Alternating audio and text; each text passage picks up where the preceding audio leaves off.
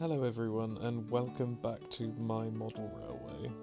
It has been 2 months since we were last here. I have been quite busy recently, but progress has still been made on the layout.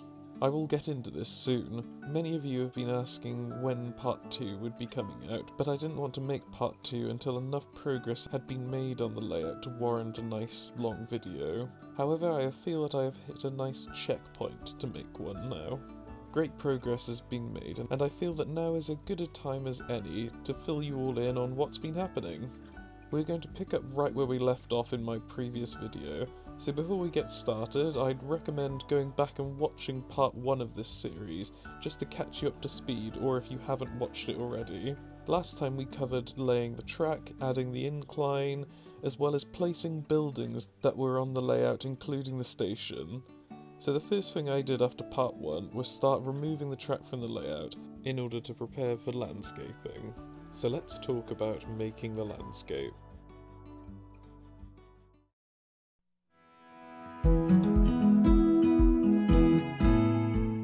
The landscape has transformed quite a bit since you last saw it.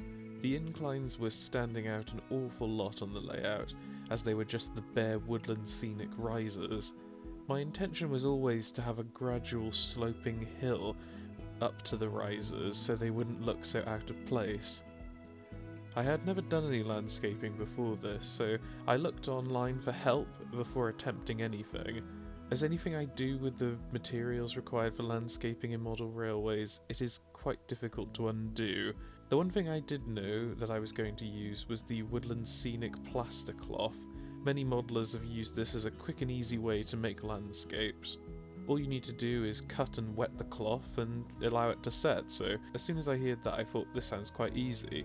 Originally I was going to cut sections of polystyrene that I had left over to make the ridges that would gradually slope up to the inclines. That would be cut at angles to make the sloping hills alongside the incline. However, one thing I kept seeing people mention the more I looked online is that when wetting the plaster cloth it tends to sag due to the weight of the plaster, so any sections between the cuts of polystyrene would be very obvious as it would sag and slope between them. After watching that model railway guy's videos on creating landscapes, I decided to follow his decision of first laying chicken wire to create the sloping hills, then applying paper mache over this. This ideally meant that the plaster cloth would be unable to sag as it has nowhere to fall between. I ordered a cheap roll of chicken wire from Amazon which came with some wire cutters, and began laying this alongside the inclines to create a gradual sloping hillside, which would hopefully make the inclines look more natural. I used a staple gun to fix the chicken wire in place and began to lay the paper mache over this.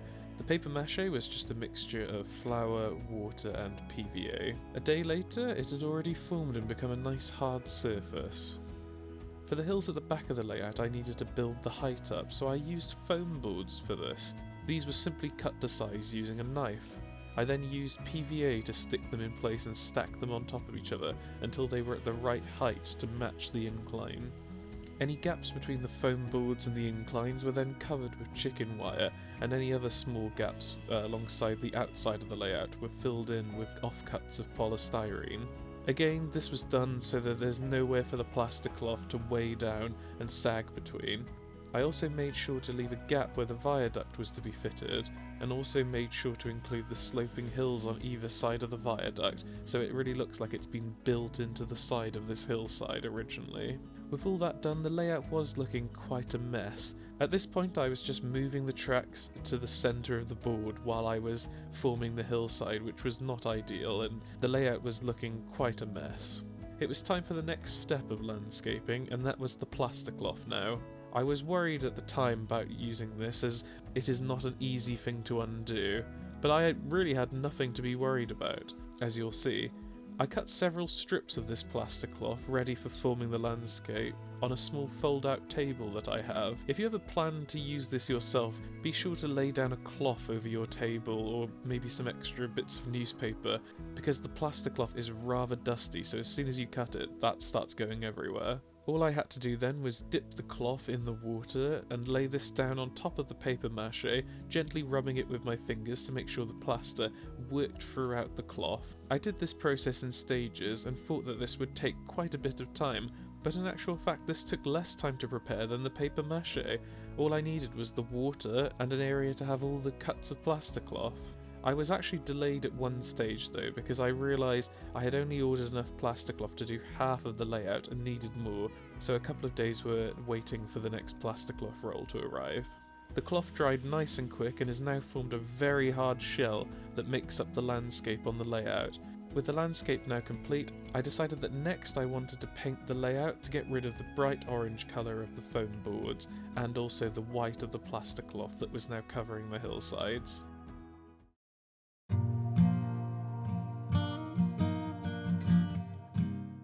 The next stage I feel is quite important. Even though it's not absolutely essential to paint the boards, it helps when you eventually lay down things like static grass, ballast or scatter. Any gaps in those details would expose the brightly coloured board or plaster, which personally I didn't want to be visible on my layout. With all the track and buildings removed, I began painting over the plaster in a dark brown colour which resembled a dirt-like colour, which I thought would look quite natural underneath the patches of grass. I traced out where the track was going to be with a pen, before removing it and painting these areas in a grey ballast-like colour.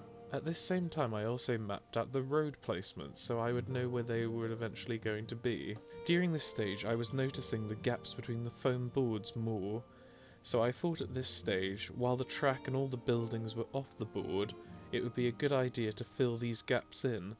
To do this I used some basic polyfiller which I got from B&M. Once this was all filled in, I painted over the filler. At this point now you wouldn't even know it was there. I painted the shed areas with a matte black colour so it would eventually blend in with the dark soot that I hope to have in this area. I also used this black to paint the inside of the tunnel so it will look more atmospheric and dark in there once the hillside is on top of it. I also painted the polystyrene blocks which hold up the hillside in the tunnel, so there was no bright white colour of the polystyrene inside the tunnels. With all of these places updated with paint, next it was time to think about the roads.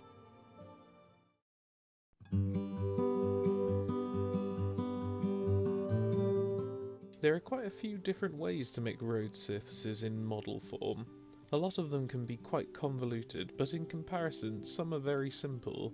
Woodland Scenics offer a road system kit, but after watching a couple of videos of that, I thought it would look like it was going to be quite messy and a lot of effort for just a small area, and what I'm hoping to do with my country roads which I'm hoping to create on my layout. The roads around this area of the village near the railway wouldn't be wide or well maintained, so I decided to look for different options. I had seen another model railway YouTuber called Heartfilia Railway actually used polyfiller for the road surfaces, and I still had a lot left over from filling in the gaps between the boards, so I thought I could use the remains of that to make the road surfaces. As I had previously marked out the areas of road with pen, I was able to use Woodland Scenics paving tape to mark the edges of where the road was. This adhesive-backed foam tape is used to create edges for paving. Even on curves, model streets, roads and parking spaces, it's effective and easy to apply and remove, and it actually came with a spreader that came in handy for flattening off the filler. All I had to do was put some filler in the road areas and then flatten it off with the spreader. Once the filler had all dried, I pulled up the paving tape, which gave a nice edge to the road and a clean finish. One area of road is the roundabout of sorts, where a small village green will be, maybe a memorial or something like that in the centre. I haven't quite decided that yet. I made sure to bring the roads up to where the tracks will be, but leave enough room for where the eventual crossings will be to the other side of the tracks. For these crossings, one of them that I have obtained is a plastic Pico crossing that is rather small and short, which will be used for crossing over from the village to the station, the goods shed area. The other crossing I have used will be used to cross the double track main line towards the back of the layout, allowing vehicles to cross over the track and leave the village via the road underneath the viaduct. Once the filler had completely dried, I used sandpaper to smooth the surfaces of the road out, while making sure to include some visible deficiencies on the surface that are common on country roads. After this stage was completed and I was happy with the finish, I then painted the roads with a mixture of grey and black paint to create a typical road surface colour. This mixture has made the roads look more bold and realistic, and I'm happy with the final product. With the roads all complete, it was nearly time for me to put the tracks back on the layout, but before that, there was something else I really wanted to do.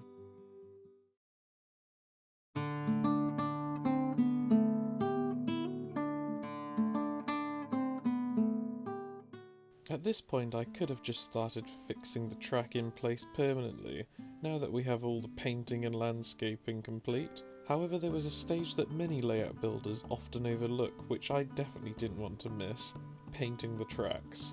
The Hornby track which I'm using looks very plasticky, the sleepers are black and the tracks are very shiny. I wanted to tone this down a bit for a more realistic look. It is more common to do this once the track is permanently fitted down, but the thought of backache from leaning over the board to paint didn't sound too appealing, so instead I wanted to get this stage out the way now while I had all the tracks unfixed from the board. The rails are quite shiny, and while we need to keep the tops of the rails clean so that the engines can still pick up power, the sides of the rails can get quite dirty and rust over time. As recommended by that model railway guy, I tried sleeper grime by Rail Match, and I used the thin brush to paint along the sides of the rails. Even though some did get on top of the rails, I was able to wipe this away with a tissue before it dried. The plastic which the sleepers are made from is also incredibly reflective and unrealistic. The black just doesn't seem right to me. So using the same sleeper grime paint, I used this to tone down the artificial sheen and make it look more lifelike. This gave the sleepers a nice weathered look. With those steps complete, it was time for a final touch, which was to add a rust colour to the sleeper chairs which hold the rails in place. For this I used another Rail Match paint called Light Rust. This only required a light dab of thinned paint to each chair, and as you can see, this final touch really adds a realistic look to the rails. I did also paint the points which are on the layout, which are a little bit different. You can see I did not paint the inside of the rails where the switchblades touch the main rail, and this is so that the power is still able to transfer from one rail to the other. I was able to paint the other side, I just had to be careful not to spill any over to the other side of the rail. I'm really happy with the result, and it did take some time to complete. It was absolutely worth it for that realistic look. Despite it being a time-consuming process, I do think it's made all the difference. After this was finally complete, I laid all the track back down on the layout and made sure everything was still working correctly. I gave the track a nice clean as well with my Pico track rubber to make sure that no paint had managed to sneak its way on top of the rails. With those steps complete, let's take a moment here to watch the engines run around the layout on the new and improved tracks.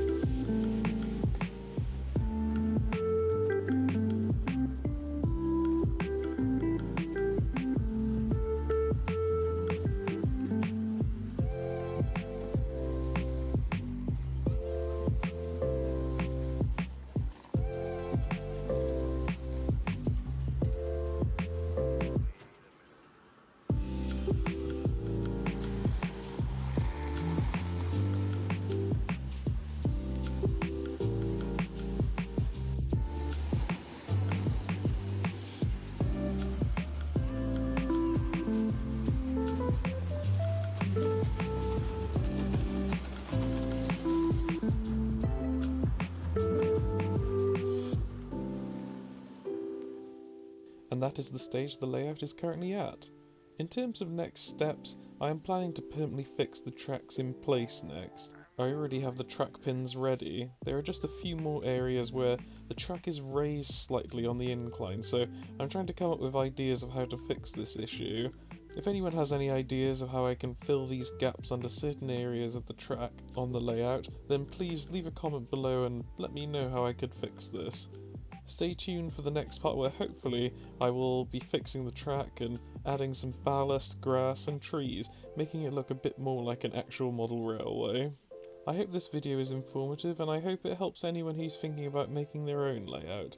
Thank you for watching and I'll see you in the next video.